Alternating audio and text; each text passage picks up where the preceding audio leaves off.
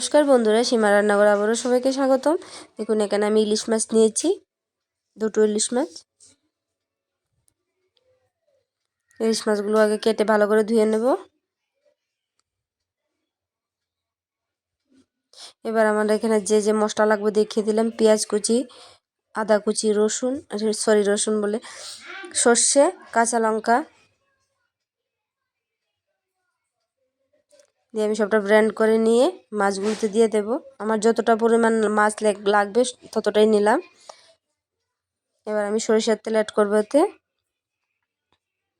পরিমাণ মতো নুন আর হলুদ দিয়ে ভালো করে একটু মেখে কিছুক্ষণ সময় রেস্টে দিয়ে দেব। আজকে আমি ইলিশ মাছ ভাপা বানাবো। এবার উপর থেকে কয়েকটা কাঁচা লঙ্কা আর পেঁয়াজ কুচি দিয়ে দেব।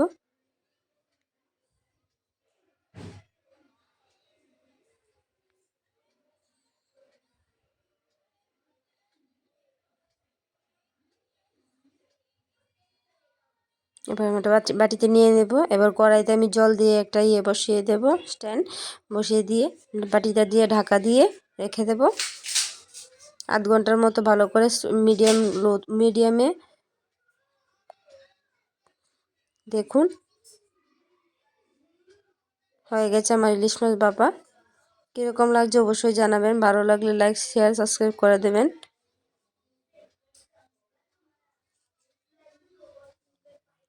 ধন্যবাদ বন্ধুরা।